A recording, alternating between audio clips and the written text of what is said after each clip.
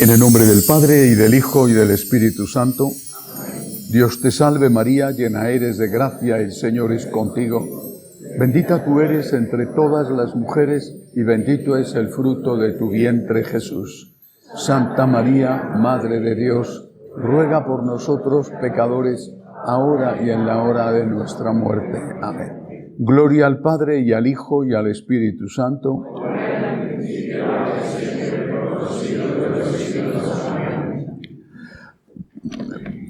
Quisiera empezar hablando de la humildad en esta primera meditación, remontándome muy lejos. En nuestro modo de pensar, en nuestro modo de vivir, eso que todavía se llama Occidente, la base estuvo en la búsqueda de la verdad. Mientras que en el modo de pensar y de vivir de lo que se llama Oriente, pongamos como un elemento de referencia no único, China e India, la base estuvo en la búsqueda de la felicidad. Buda, por ejemplo, que era hinduista de nacimiento, un príncipe hindú, Siddhartha Gautama, emprende esa búsqueda de la felicidad a base de intentar apagar todo deseo. Ese es el modelo del Buda, sentado, que ya ni siente ni padece, porque ha apagado todo deseo. Se le muere un hijo y no sufre, porque ya ha apagado el amor al hijo. Ha apagado todo deseo, ha apagado todo amor. El amor te hace sufrir, apaga el deseo, apaga el amor. Esto es el budismo. Se representa con una llama, una vela apagada, que todavía humea, pero es una vela apagada. Ya no siente, y porque no sientes, no padeces. Si no amas a tu hijo, aunque se muera tu hijo, tú no sufres. Este es un ejemplo radical. No digo con esto que los budistas no amen a sus hijos. Digo que cuando se llega al nirvana es cuando apagas en ti todo afecto, todo deseo, en cualquier aspecto de deseo o de afecto. Bueno. Mientras que el pensamiento occidental se fragua sobre todo en Grecia. Después se va a producir la unión de ese pensamiento griego con dos elementos esenciales: la ley romana, y especialmente la Biblia, la palabra de Dios, la revelación judía cristiana. La unión de estas tres cosas, búsqueda de la verdad, ley y esa enseñanza que nos viene dada desde la revelación, es lo que forman Occidente, incluso tal y como lo conocemos, aunque ya está muy lejos de todo aquello. Dentro de los grandes filósofos griegos que influyen, que nos influyen, había sobre todo dos. Y dejo todos los demás aparte, eso no significa que no fueran importantes, pero había sobre todo dos: Aristóteles y Platón. Ambos influyentes, cada uno en un aspecto distinto. Platón quizá más próximo o más influido al mundo oriental. Aristóteles afirma que la verdad, y todos buscaban la verdad, Aristóteles afirma que la verdad está fuera de ti. Este es un principio fundamental. La verdad está fuera de ti, no está dentro de ti. O sea, las cosas son como son, no como tú las ves o las quieres ver. Eso no significa que la subjetividad no sea importante. Es decir, para ti, el agua del Mar del Norte está caliente, para ti. Para un hombre del Mediterráneo, el agua del Mar del Norte no hay quien se meta en ella de lo fría que está. ¿Qué te importa a ti? Lo subjetivo. El agua está caliente, el agua está fría. Pero hay una realidad al margen de tu percepción de la realidad, y esa realidad es la verdad. La verdad está fuera de ti. Las cosas son como son, aunque tú subjetivamente las vayas a percibir de una manera o de otra, llegando, por supuesto, a los extremos enfermizos, ¿no? De la paranoia, por ejemplo. La persona paranoica es una persona que percibe la realidad de una forma enfermiza. Y esa realidad que él percibe y que le hace sufrir no existe.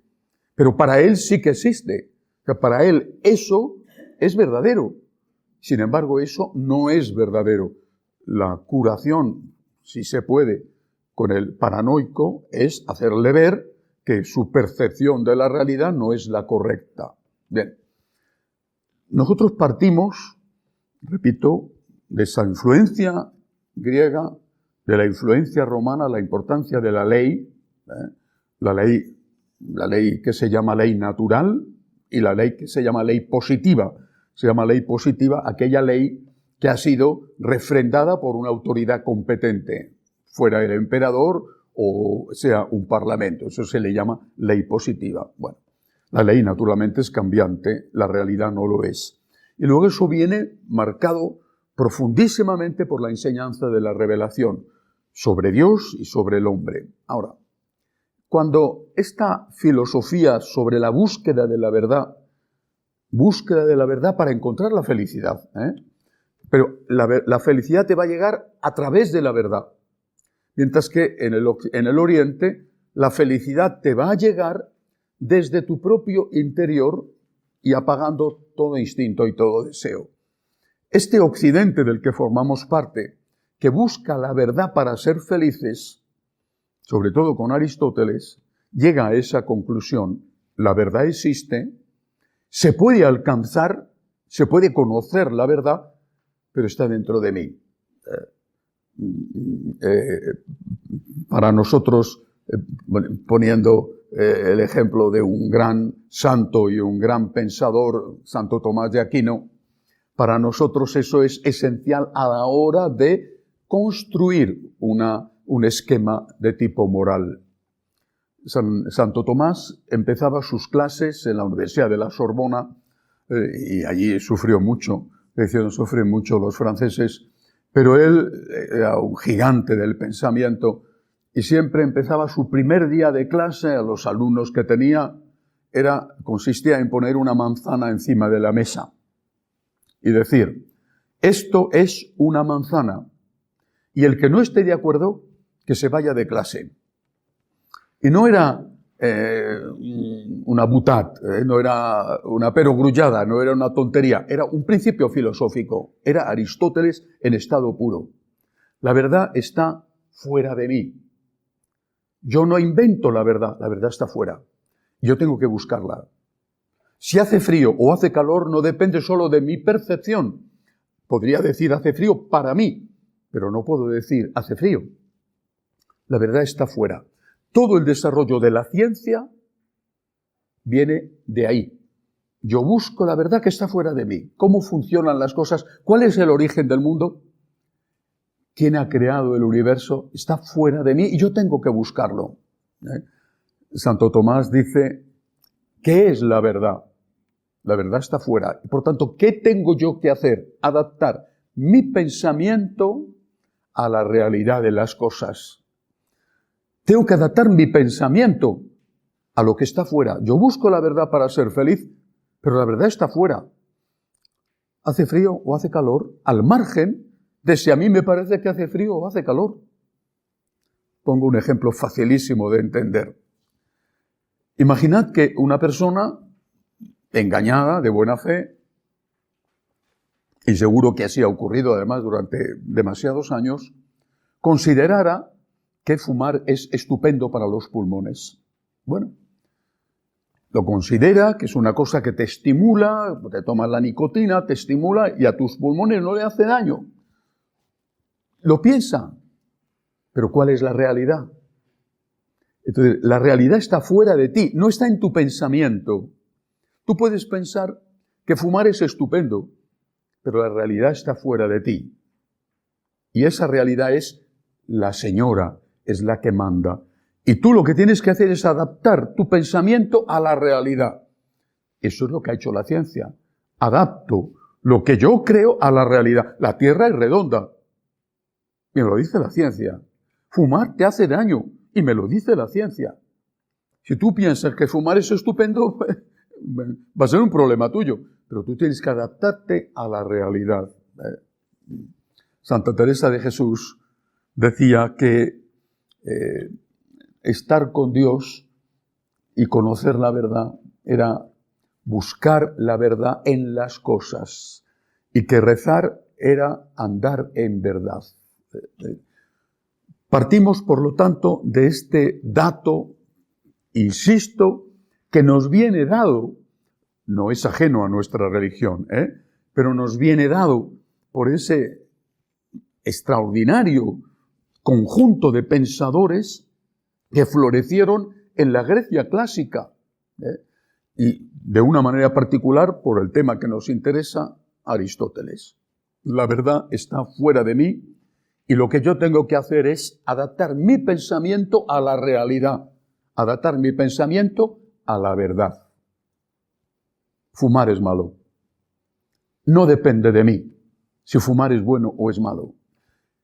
Esto marca por lo menos, hasta el siglo XVI, incluso hasta una parte importante del siglo XVII. Bueno, a partir de ahí empieza un cambio en el pensamiento que va a influir notablemente en la religión. Pero hasta ese momento hay una hibridación perfecta entre pensamiento y religión, habiendo adoptado, como digo ya, todo lo que es el concepto de lex, de ley de los romanos.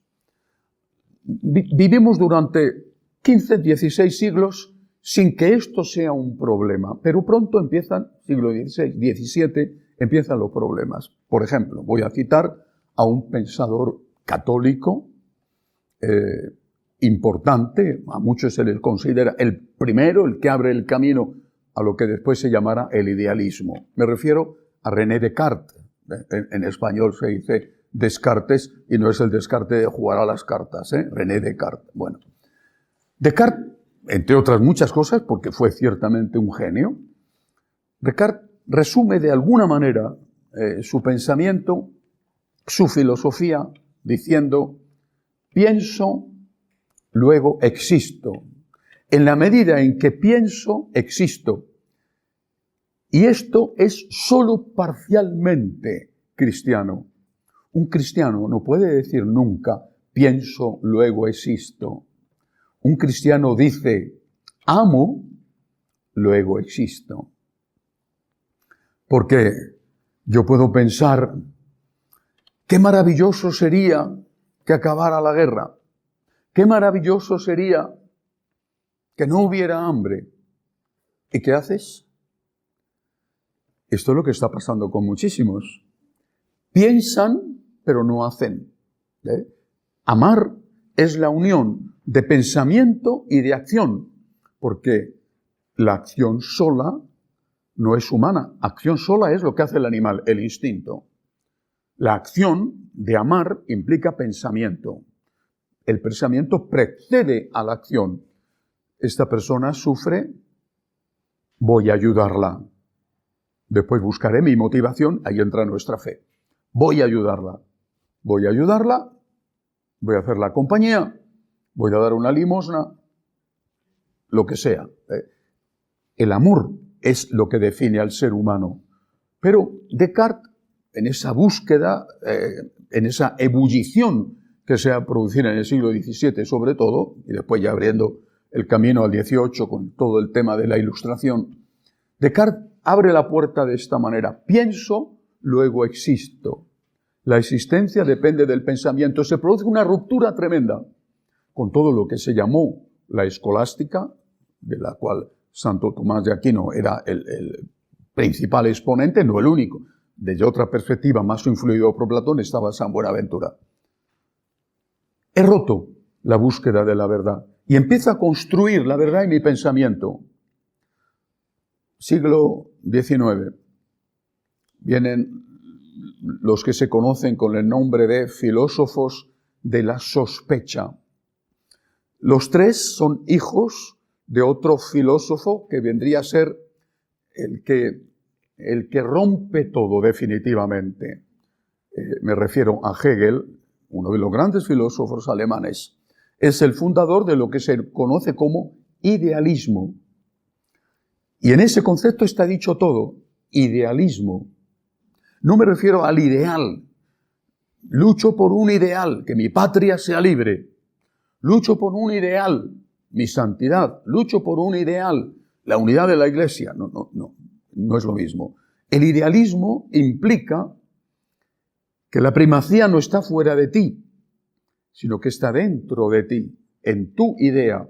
Eres tú quien construye la realidad.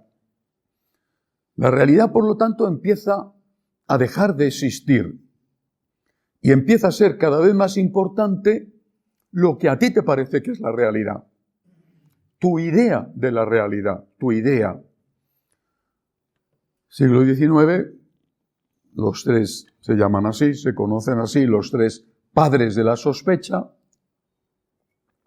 Feuerbach es el gran intelectual del marxismo, el que sostiene el marxismo, la teoría del marxismo de Carlos Marx en El Capital, pero el pensador era Feuerbach. Después viene Freud, que todo lo reduce a esos instintos reprimidos en lo que él va a denominar el complejo de Edipo. Todo hombre ha deseado siempre acostarse con su madre, y eso lo reprime. O el complejo de Electra, toda mujer ha deseado siempre acostarse con su padre, y eso lo reprime. Todo lo reduce a eso. Bueno. Y después viene alguien, hoy ya arrinconado, que fue extraordinariamente influyente, Nietzsche. Nietzsche pone en marcha la idea del superhombre. Y así como Feuerbach es el pensador del marxismo, Nietzsche es el pensador del nazismo. Nietzsche, con el concepto del superhombre, que después Hitler aplica a la raza aria, que es la superraza, y tiene que llegar a ser la raza pura y la raza que domine al mundo, acabando con los que tenga que acabar, no solamente con los judíos, sino, por ejemplo, las matanzas de los enfermos mentales o de los con síndrome de Down. Bueno, Nietzsche teoriza y dice, los otros dos también, pero Nietzsche lo hace de una forma muy especial. Dice, cuando yo creo, cuando yo tengo fe, no solamente estoy teniendo fe, según él, en algo que no existe, sino que me estoy convirtiendo en una persona alienada. El concepto de alienación se aplica no solo a la religión, se aplica a una persona alienada, es una persona, por ejemplo, que ha sometido absolutamente su voluntad a otro, una mujer a un marido, por ejemplo, o al revés. Es una persona alienada, que no tiene nada que ver con alienígena. Bueno, una persona alienada. Nietzsche dice que los creyentes somos todos personas alienadas, precisamente porque hemos decidido creer en alguien que está fuera de nosotros, y a ese alguien que llamamos Dios, dioses según la religión, ese alguien le hemos dado autoridad sobre nosotros. Bueno, el daño que hace a la religión esto, junto con otras cosas, no voy a entrar ahora porque no es el caso, todo el problema de la ilustración, los grandes de la ilustración, Rousseau, Voltaire, Danton, pero que al final la ilustración produce lo que produce, es decir, produce a Robespierre cortando cabezas.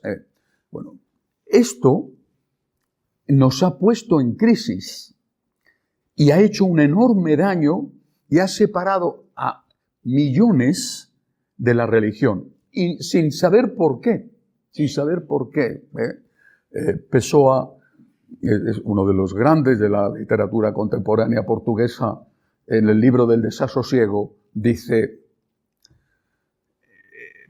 vivo en una generación que ha perdido la fe por el mismo motivo que la tuvieron sus mayores, por ninguno. Por supuesto, no tiene razón Pessoa. La fe, gracias a Dios y gracias a la Virgen de Fátima, existe en Portugal. Pero eso refleja un pensamiento. Mi generación ha perdido la fe sin ningún motivo. sin ningún motivo, porque se ha creado una base que ha contaminado a los jóvenes, a los intelectuales, ha contaminado la economía y ha hecho que en un país como España hoy solo se confiesen católicos el 56% de la población. En España, un 44% ya no se confiesan católicos. Y eso ha sido algo, esa se llama así, apostasía silenciosa, ha sido algo que no ha venido producido por una persecución. No ha venido producido por las matanzas de los socialistas y comunistas en España en el año 36, del 36 al 39, o por las matanzas de los comunistas en México en el año del 26 al 29, cuando surge la rebelión de los cristeros en defensa de la fe. No ha sido una apostasía provocada por una persecución del tipo romano o del tipo hitleriano o del tipo staliniano. Ha sido una apostasía silenciosa que se ha difundido de esta manera. Si tienes fe, eres un tonto. Eres una persona de una categoría inferior. No eres una persona inteligente. No eres una persona que está sacando de sí todas sus posibilidades, sino que te has sometido a alguien que además no existe. Bueno, esto es una pequeña síntesis rapidísima de cómo hemos llegado aquí. Cómo hemos llegado aquí. Decía Ortega y Gasset, lo que nos pasa es que no sabemos lo que nos pasa. Bueno, yo creo que lo que nos pasa es que no sabemos por qué nos pasa lo que nos pasa, y hay que saberlo.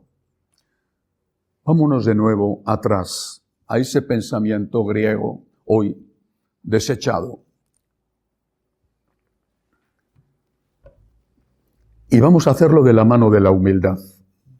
Vamos a empezar por el principio que siempre fue el principio para todos los hombres, mucho antes de los griegos, desde la época en que aparece el Homo sapiens, y los antropólogos, en la medida en que pueden encontrar restos después de tantos miles de años, coinciden en que el Homo sapiens es un hombre religioso. El Homo sapiens es religioso y eso lo llevamos en nuestra genética. ¿Cómo afirman esto los antropólogos? No, lo dicen los teólogos, lo dicen los antropólogos. ¿Por qué? Porque cuando encuentran restos del Homo sapiens, encuentran siempre enterramientos. El animal no entierra, el hombre sí entierra. Enterramientos, por ejemplo, orientados hacia donde nace el sol, orientados hacia donde se pone el sol, enterramientos con objetos que en vida pertenecían a esa persona, o con objetos que consideraban valiosos, a veces muy valiosos, los famosos tesoros que aparecen todavía de vez en cuando, ¿no? Nosotros tenemos los tesoros de los íberos o los tesoros de los celtas, que son hermosísimos, con una belleza de trabajo extraordinaria. ¿Por qué? ¿Por qué te vas a privar de una herramienta o de un collar de oro y enterrarlo ahí, si no fuera porque piensas que esa persona va a vivir en otra vida y que eso lo va a necesitar? Creo que la prueba más evidente son las pirámides de Egipto. La fe en la otra vida en Egipto está basado en dos grandes libros: el libro de la vida, las primeras grandes escuelas de medicina, y el libro de los muertos, que eran los ritos que había que hacer en enterramiento para que esa persona pudiera vivir en el más allá, enseñándole a contestar unas preguntas que le iban a hacer los múltiples dioses de aquel panteón egipcio. Bueno, el hombre es religioso. Y siempre se ha preguntado, ¿qué hay más allá? Y eso significa que el hombre tiene por naturaleza un principio de humildad. Y ese principio de humildad consiste en reconocer que yo no soy Dios. La humildad empieza por esto. Y no estoy hablando todavía de la humildad católica, ¿eh? No estoy hablando de la humildad revelada. Estoy hablando de la humildad que nos viene dada por nuestra naturaleza y por nuestra inteligencia. Yo no soy Dios. Con esto podemos dialogar con los ateos, naturalmente no con todos los ateos, porque la inmensa mayoría de los ateos, por desgracia, son ateos porque les interesa serlo, es decir, porque les interesa no tener esa autoridad externa que es como un pepito grillo que continuamente te habla en la conciencia y que te dice esto está mal. Entonces matan al pepito grillo, matan la conciencia y dejan su conciencia. Todo el mundo tiene una conciencia, pero dejan la suya. Esto a mí me parece que está bien. A mí me parece que tendría que ser más honesto y decir, esto a mí me conviene que sea bueno. O esto a la mayoría le parece que es bueno. La humildad de ese hombre primitivo todavía faltaba mucho, muchísimo, para que naciera nuestro Señor o para que hubiera la primera revelación de Dios a Abraham en aquella ciudad de Ur de los Caldeos. Pero ya el hombre es consciente de que él no es Dios, no lo es. Y va a buscar a Dios, va a buscar el origen del mundo, va a buscar qué hay después de la muerte. Pero parte de este dato, parte de la humildad, para hablar de la humildad, tenemos que partir de aquí. Y repito, en esto y con esto podemos dialogar con los ateos que tienen buena fe. ¿Tú eres Dios? No, te van a decir, no lo soy. Alguno quizá piense que es Napoleón, pero es más difícil encontrarte a uno que piense que es Dios. Está realmente, pero que muy mal si lo piensa. No lo soy. Muy bien, yo tampoco. No somos dioses, ni tú ni yo. ¿Y quién ha hecho esto? Primera pregunta. Es la pregunta antigua. Es la pregunta de ese hombre primitivo. Algún día me gustaría explicaros cómo la ciencia demuestra la existencia de Dios. Ese hombre primitivo que está empezando a ser Homo sapiens y que maravillosamente se ha puesto de pie y mira a la realidad, a la cara, ese hombre primitivo sabe que él no es Dios. Lo sabe y busca. ¿De dónde viene esto? ¿Quién ha hecho esto? Hablemos con el ateo, que en este sentido, no en otros, es un hombre primitivo. Tú no eres Dios. ¿Quién ha hecho esto? Y la respuesta, fruto de esa infección, estamos infectados por el ambiente que ha provocado esta terrible apostasía masiva y silenciosa, la respuesta es el Big Bang. Y muchas veces no saben ni lo que es. Lo han oído, no saben ni lo que es. El Big Bang. ¿Y eso qué es? No. Una gran explosión. Vaya, una gran explosión. ¿Y qué es lo que explotó? Dime qué explotó. La nada. O sea, no había nada. Nada. Es muy difícil para nosotros pensar en la nada, que no sabemos lo que es la nada, pero no había nada. Y de repente, donde no hay nada, hay un petardazo. ¡Caramba! Y empieza a existir todo. ¿Y tú crees de verdad que esto es racional? ¿Tú crees que esto es lógico? ¿Tú crees de verdad, tú crees, Homo sapiens, ¿tú crees que esto es inteligente? ¿Y por qué solo ha habido una gran explosión? Pero hay otra cuestión, y ahí hay que ir directamente a toda esta infección que empieza con Descartes, que sigue con Hegel y que culmina con estos tres de los filósofos de la sospecha. No hay Dios, según tú, no hay Dios. Vale, eso no es inteligente. Yo he estudiado biología. Es tan maravilloso, tan sorprendente, tan fortalecedor de la fe. Simplemente estudiar las células con el microscopio óptico y no digamos con el microscopio electrónico. Usted. Aquel que piense que esto es fruto de la casualidad es simplemente porque quiere pensarlo y ya está. No hay peor ciego que el que no quiere ver. Ahora, hay otra cuestión. Nietzsche dice, tú, al aceptar la existencia de Dios, estás dando a alguien fuera de ti poder, autoridad, mejor dicho, sobre ti.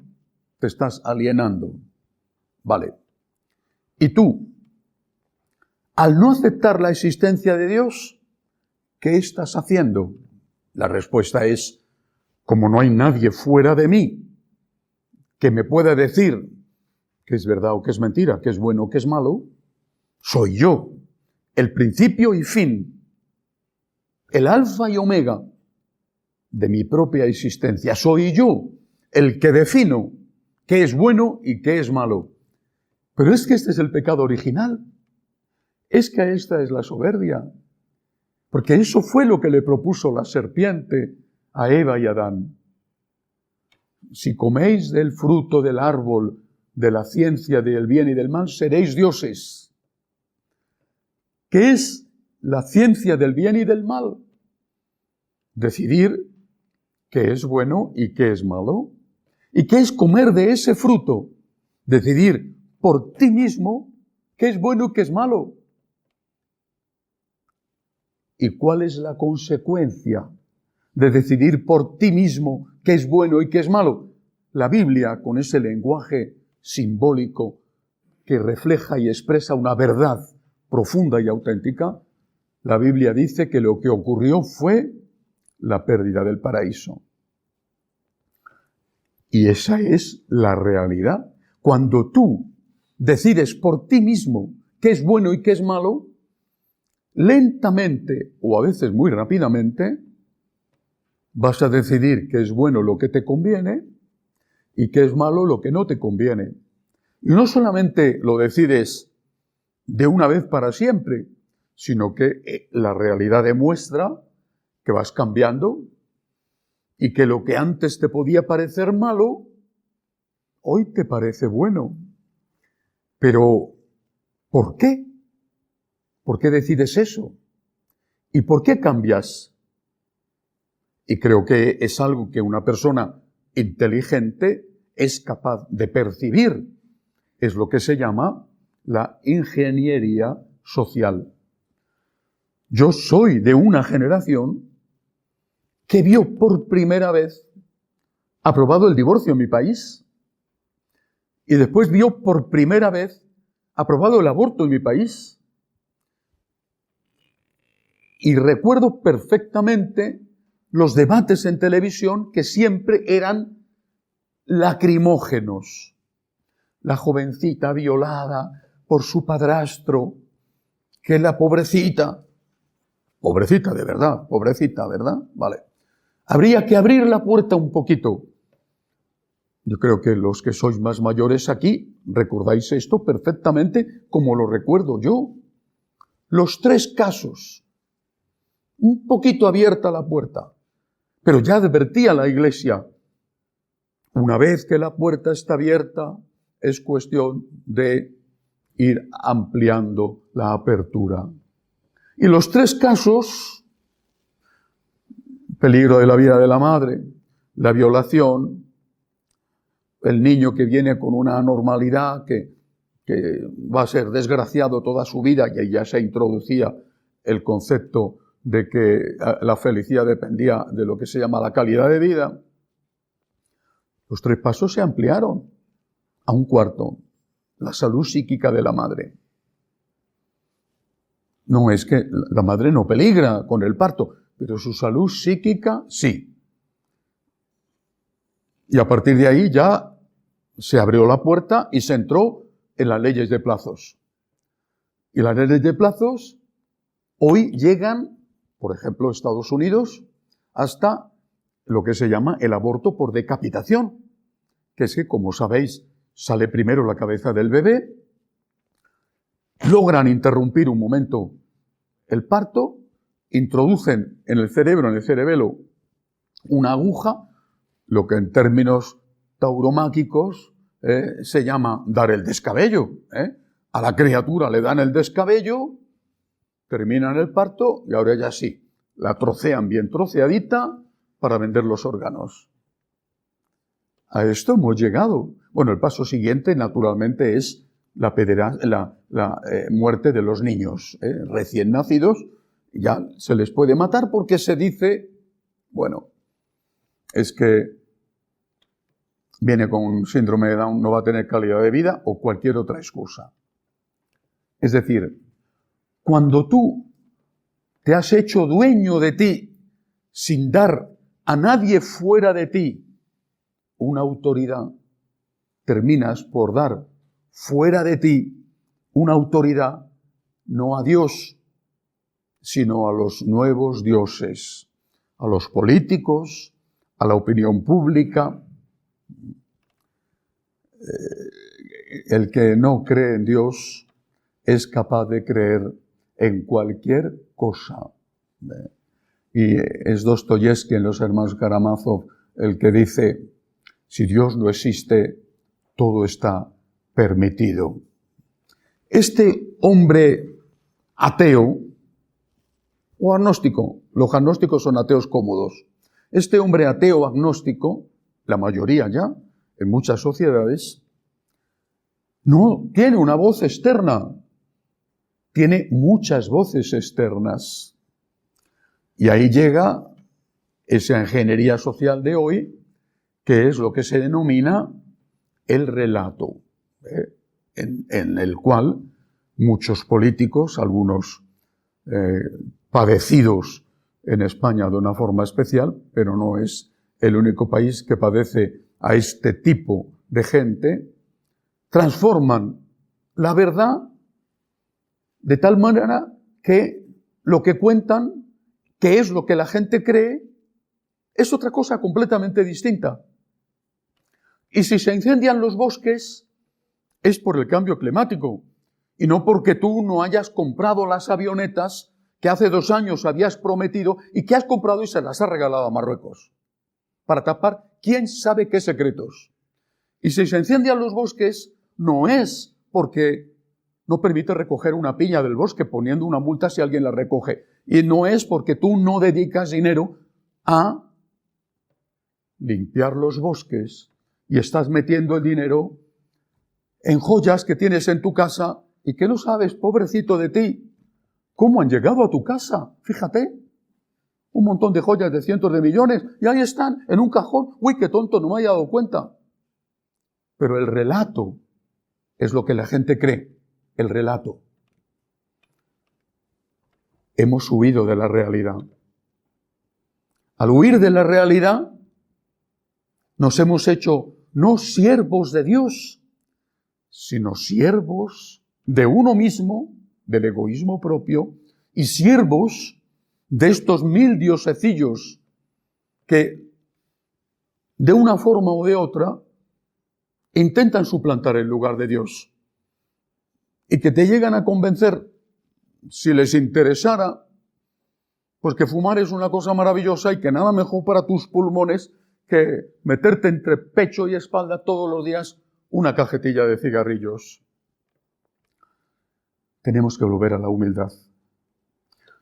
No he hablado todavía de la humildad del creyente. Estoy hablando de la humildad del ser humano. Y tenemos que hablar claramente a este que dice que el creyente es un ser alienado, diciendo, para alienado, tú. Yo creo en Dios, y creo en Dios porque soy inteligente, y creo en Dios porque esto es imposible que sea fruto de la casualidad. Creo que era Pascal, pero no estoy seguro, el que decía que la poca fe, la poca ciencia quita la fe, pero que la mucha ciencia te conduce a la fe. Porque soy inteligente, creo en Dios. Pero es que además, tener fe es lo más inteligente que puedo hacer. Es lo más útil que puedo hacer, porque sé, y la realidad lo demuestra, porque llevamos 2 siglos de destrucción, que el que no tiene fe es capaz de creer en cualquier cosa, y el que no tiene fe es manipulado absolutamente, y en las cosas trascendentales, además, es manipulado por los que mueven los hilos y controlan a esa humanidad. Por eso nos odian. Pero es que estamos en la misma situación de Nerón. Nos odian. ¿Por qué? Porque no cedemos, porque tenemos cabeza y porque tenemos corazón, porque pensamos y porque amamos. Nos odian porque no somos dóciles, nos odian porque no nos sometemos, nos odian porque no nos arrodillamos ante nadie, solo ante Dios nuestro Señor. Bueno, pues tendremos que hacer lo que hicieron los que nos precedieron delante de la persecución. Armarnos de razones para la fe y de razones para el amor. Empecemos por la humildad del hombre de las cavernas. No soy Dios. No soy Dios. Y por lo tanto, ¿quién ha hecho esto? ¿Qué consecuencias tiene no creer en Dios? ¿Y qué consecuencias tiene para mí y para la humanidad creer en Dios? No soy Dios. Y digamos como la Virgen María, ni soy Dios, ni puedo serlo, ni quiero serlo. Continuaremos después meditando sobre la humildad. Hacemos un momento de oración y silencio.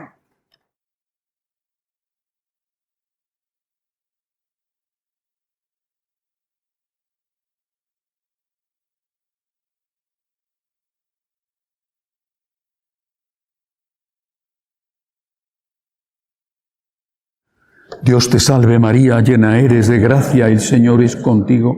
Bendita tú eres entre todas las mujeres y bendito es el fruto de tu vientre Jesús. Santa María, Madre de Dios, ruega por nosotros pecadores, ahora y en la hora de nuestra muerte. Amén. Gloria al Padre y al Hijo y al Espíritu Santo. Ave María Purísima.